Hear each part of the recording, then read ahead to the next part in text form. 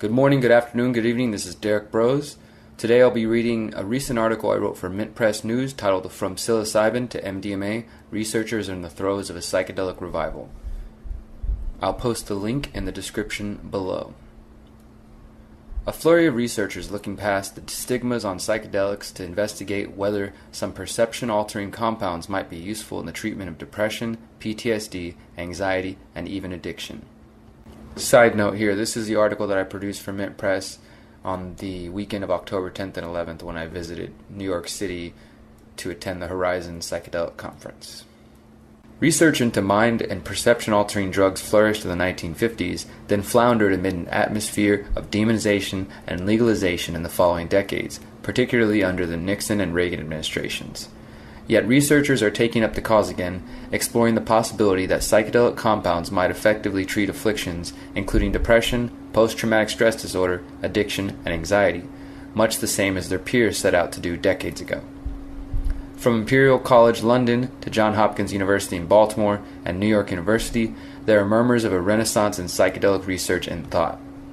In 2006, Ronald Griffiths, a psychopharmacologist at Johns Hopkins University School of Medicine, and a team of researchers published a groundbreaking article in the Journal of Psychopharmacology.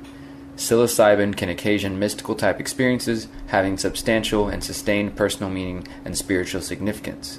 The paper concludes that, quote, when administered under supportive conditions, psilocybin occasioned experiences similar to spontaneously occurring mystical experiences. 2/3 of those involved in these sessions describe them as being among the most meaningful experiences of their lives. Griffith's lab pressed ahead with their work in a 2014 study on the possibility of treating nicotine addiction with psilocybin, the psychedelic component of magic mushrooms. Participants had 3 psilocybin sessions and 3 cognitive-based therapy sessions to diminish cravings. 80% of those who received the psilocybin treatments abstained from nicotine for the next 6 months, while less than 7% of those who received traditional nicotine replacement therapy were successful for more than 6 months. Those who reported a mystical experience had the most success in breaking their addiction. In an interview with the Multidisciplinary Association for Psychedelic Studies, or MAPS, Griffiths described the mystical experience as a, quote, sense of interconnectedness of all things, a sense of unity. That sense of unity is often accompanied by a sense of sacredness, a sense of open-heartedness or love, and a noetic quality suggesting that this experience is more real than everyday waking consciousness, end quote. Across the Atlantic, a 2010 study conducted at Imperial College London also investigated the effects of psilocybin in treating anxiety, depression, and PTSD. One study participant described his experience following a session. Quote, I simply don't have the words to describe the experience, but I can say that the usual self-narration that we have vanished completely. It was replaced by a sense of a beautiful chaos, a landscape of unimaginable color and beauty. It was as if daily reality was entirely fake, a bizarre dream, and what I was experiencing now was the real thing. I began to see that all my concerns about daily living were irrelevant, that they were a result of a spiral into the inconsequential. I also felt that I was learning without being taught, that intuition was being fed. Fleeting feelings from my past came back, memories too, both of which seemed long forgotten. Although it's only days yet, the results are amazing. I feel more confident and calm than I have in such a long time. My outlook has changed significantly too. I am more aware that it is pointless to get wrapped up in the endless negativity. I feel as if I have seen a much clearer picture of which this life is just a tiny part, so it seems ludicrous to worry so much about it. Another side of this is I feel I have had a second chance, like a survivor, someone who wants to live for the day, for the experience. I feel like I can enjoy things the way I used to, without the cynicism, without the aggression. At its most basic, I feel like I used to before depression. The demonization of the mystical experience.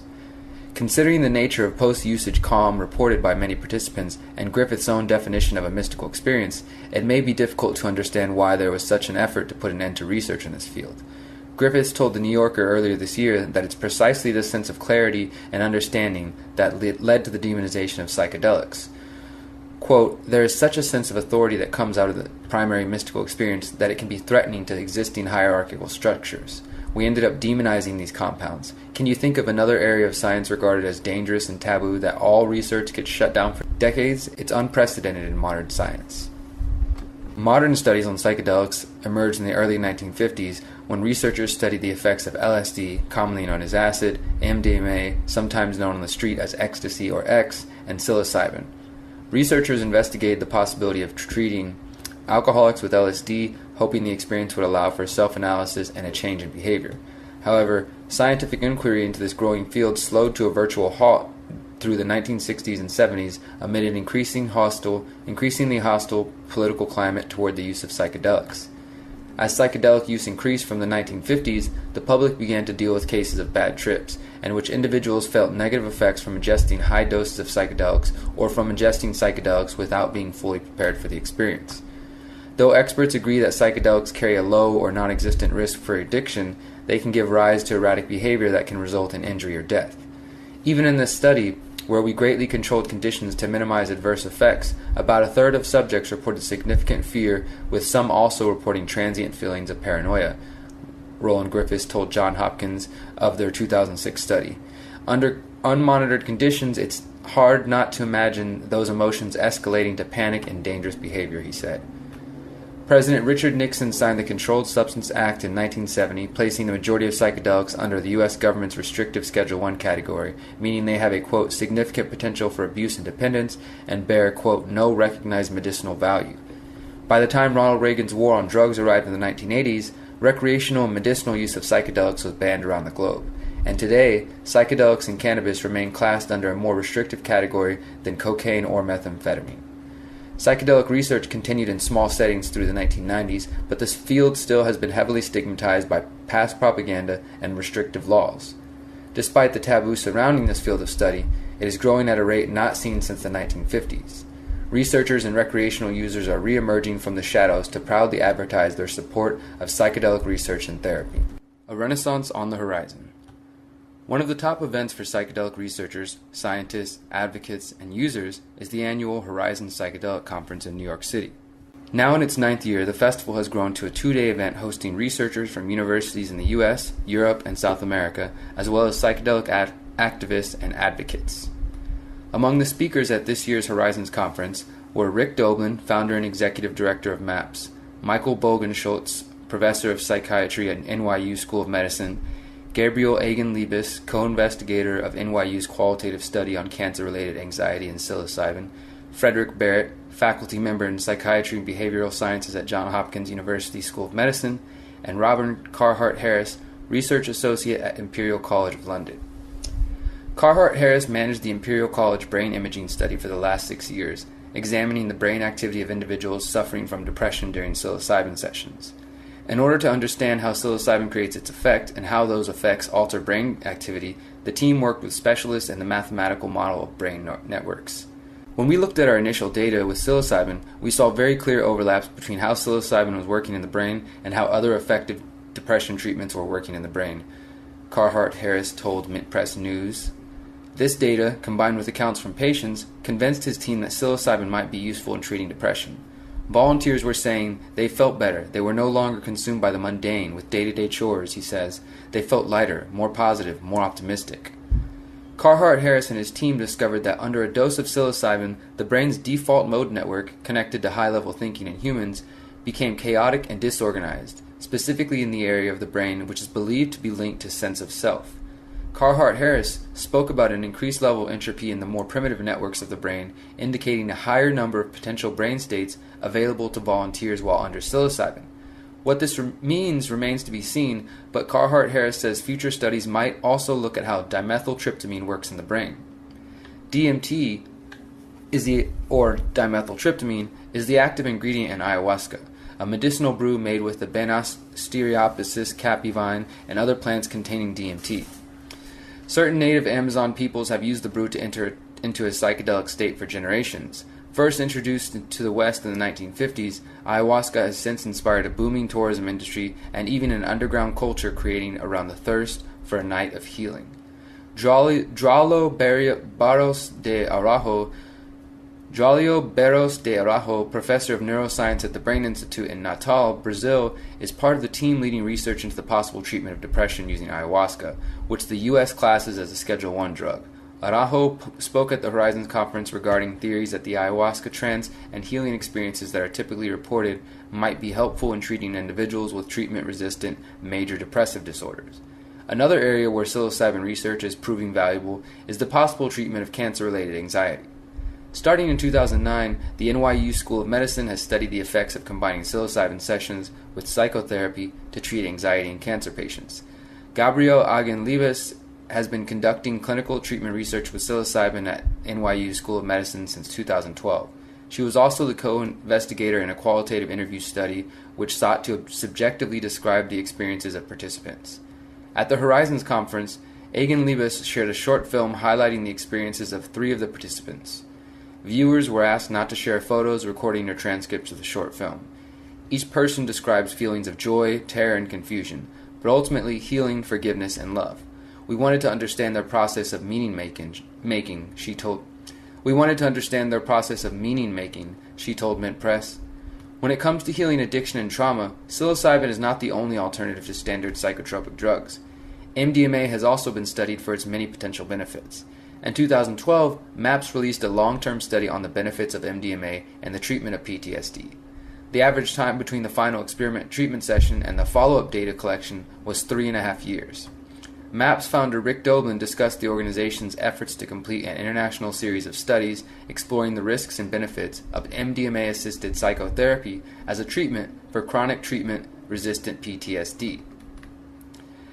As recently as April 2014, researchers with the University of Connecticut School of Pharmacy found that MDMA-assisted psychotherapy could be useful in treating PTSD.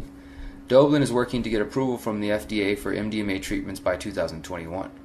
Yet, obtaining approval for the therapeutic use of MDMA requires a lengthy process and several bureaucratic hurdles. If MDMA succeeds through the various phases of research, MAPS will still be required to submit a new drug application to the FDA. From there, the FDA will review the application, determine how to label the product, and inspect the manufacturing facility. The FDA will be re-examining not only the production of MDMA, but also the therapy protocols proposed and tested by MAPS during clinical trials. Finally, the DEA will have to adjust the Schedule I status to a lower status which recognizes the drug's medicinal benefits. Another hurdle in furthering psychedelic research is acquiring funding. From the early 1950s to the early 1970s, the U.S. government funded millions of dollars worth of research into LSD, including the CIA's infamous MKUltra program, which sometimes tested LSD on unwitting participants and investigated the possibility of using the drug as a truth serum against spies. When psychedelics were relegated to Schedule I status in 1971, the majority of studies were ceased and funding was not readily available. In the decades since, MAPS has become an influential source of funding for researchers seeking to study psychedelics. Other institutions such as the Hefter Research Institute and the Beckley Foundation have stepped in to provide private funding for the psychedelic research. This is really becoming a story of science. Beyond the medicinal applications, psychedelics are also well known for their ability to induce life-altering experiences, as with Roland Griffith's mystical experience. Ingesting LSD or psilocybin allows for deep introspection in which individuals might reassess and make radical decisions about how they live their lives. Griffiths and his team at Johns Hopkins University School of Medicine found that the experiences gained through psychedelic usage might be essential to not only treating addiction and depression, but to fundamentally rethinking how we live. Griffiths told MAPS, quote, "I believe that the experience of unity is of key importance to understanding the potential existential shifts that people can undergo after having these kinds of experiences." Dr. Frederick Barrett is a faculty member of psychiatry and behavioral sciences at the Johns Hopkins University School of Medicine. He received training in behavioral pharmacology of classic hallucinogens as a postdoctoral fellow under the mentorship of Griffiths. With Griffiths, Barrett worked for 2 years on a study of how meditation affects the brain. Barrett has also studied cognitive neuroscience of music and has examined the role music plays in evoking spiritual experiences in the brain. At the Horizon Conference, Barrett gave a talk titled Psilocybin, Meditation, Mystical Experiences, and the Brain. Barrett says, "I have always had an interest in studying altered states of consciousness and studying emotions and emotion processing in the brain. I have played music most of my life, and I've always approached music from the perspective of its value and power in harnessing an emotional feeling and helping us regulate our emotions and express our emotions." Barrett believes the shift towards psychedelic treatments will come as more people look for alternatives to treating conditions such as addiction. He told Mint Press, Quote, over 50% who receive their initial treatment do not respond, so that leads to a second or third treatment. And then you have maybe 15% of individuals who are deemed treatment resistant for depression. This is a real challenge in the field. The same is true for addiction. As the number of studies on psychedelics rise, the size and scope are expanding as well. The more studies conducted under rigorous scientific conditions will increase the likelihood of psychedelic medicines available by prescription. Although Barrett cautions, quote, we need to do more studies, more critical investigations, more comprehensive investigations. He says he does believe the tide is turning in favor of psychedelic treatments. Barrett says, I think people are frustrated that we can't find effective ways to treat people. At the same time, because studies with hallucinogens are being done at such reputable institutions and with such care and with open-mindedness, that this is really becoming a story of science, where in the past it was a story of politics or culture wars. I think we are moving past that. Experts urge defined conditions, careful preparation, and a competent guide. Amid the revival of psychedelic research and inevitable recreational use, most researchers agree that a relaxed mindset, subdued environment, and competent guide are critical to unleashing the positive, healing potential of psychedelics and minimizing negative effects like fear or nervousness. Quote, under very defined conditions with careful preparation, you can safely and fairly reliably occasion what's called a primary mystical experience that may lead to positive changes in a person, Roland Griffiths told Johns Hopkins. Likewise, Dr. Robin Carhart Harris recommends street users exercise caution. He says, you can be fooled sometimes if you only self-experiment. If someone is suffering from depression and wants to give it a go but does not want to do the study, you should have a guide with the proper setting and the right time to integrate the experience and making sense of it. That's difficult to do without the right professional support. From a professional point of view, that's not something I can easily endorse because I see the importance of having good psychiatrists and psychotherapists around to study. Indeed, one of the reasons many of the current studies on psychedelics are not reporting significant negative or frightening experiences among participants may be due to the rigorous screening process used to select volunteers. Every volunteer is carefully screened, then guided through the experience with therapists at their side. Another factor is that low doses are often administered to participants and in purer forms than are often bought and sold on the street. While government agencies are slow to promote the use of psychedelics, the studies from NYU and Johns Hopkins University indicate that these compounds have the potential to unlock powerfully healing experiences and possibly even allow people to break free from the shackles of depression and addiction. It seems to be true that there is some innate wisdom to the way these experiences play out, Frederick Barrett said to Mint Press. With contemplation, with reflection, with integration, people can work with these experiences and have some true growth. That is, from psilocybin to MDMA, researchers are in the throes of a psychedelic revival. Thank you guys for listening. And if you got this far, I want to give you just a couple of, thoughts of my own sort of behind the scenes. Like I said, this article I just read to you was based off 2 days in New York City, doing interviews and listening to talks at the Horizons Psychedelic Conference, horizonsnyc.org. Check that out. And of course, with editing, the article gets changed a bit. These are all my words you just heard me read, but there are, things got shifted around. And actually, I just realized as I'm reading this to you that a couple of points that I thought were important got cut out. But it might have been, I was uncertain initially if these needed to be in there. I felt like maybe I was being too detailed and only the nerds who are into psychedelics would really care. But basically, in the beginning, there was a section that said, well, what exactly is a psychedelic? And then I broke down, the origin of the term psychedelic, coming from psyche, and basically mean like mind opening, mind creating, things like that. There's a few different interpretations. And then I also looked into two other terms, which hallucinogen is mentioned in the article, and there's also entheogen.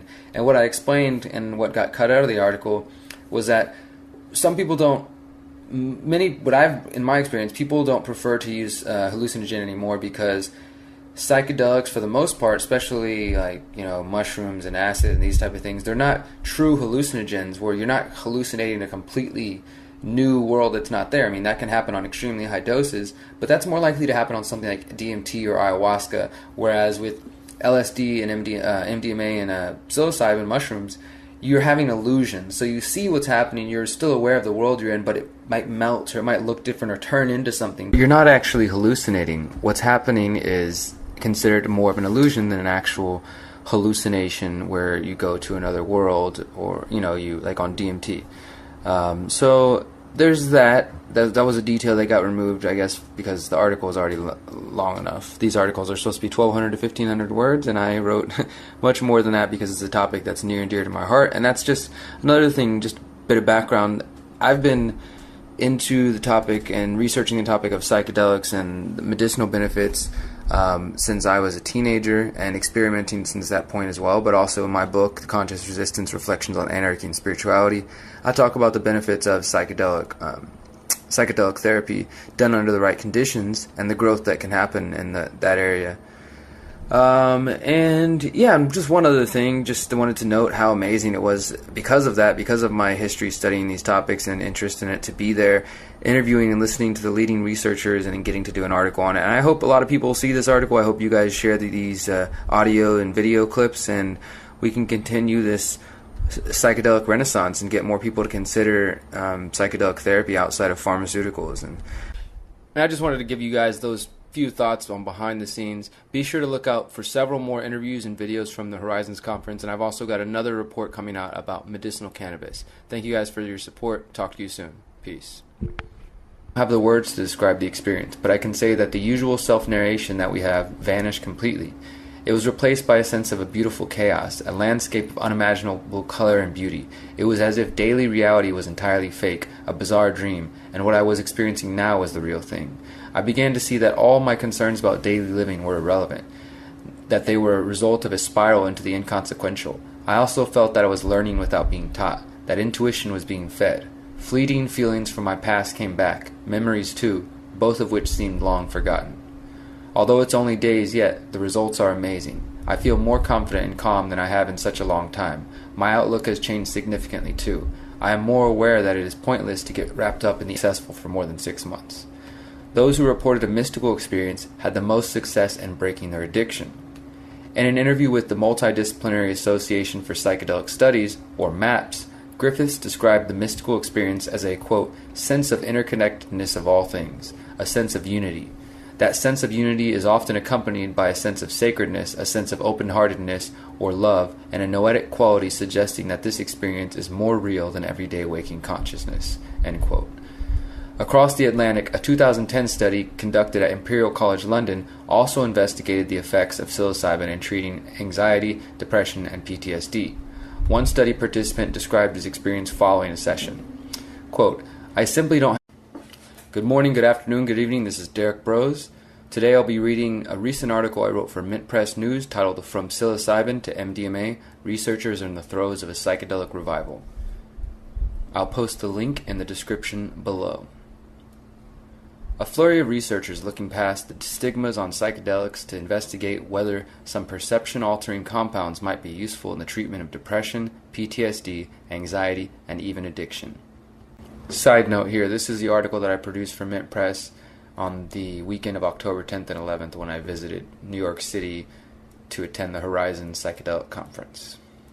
Research into mind and perception-altering drugs flourished in the 1950s, then floundered amid an atmosphere of demonization and legalization in the following decades, particularly under the Nixon and Reagan administrations.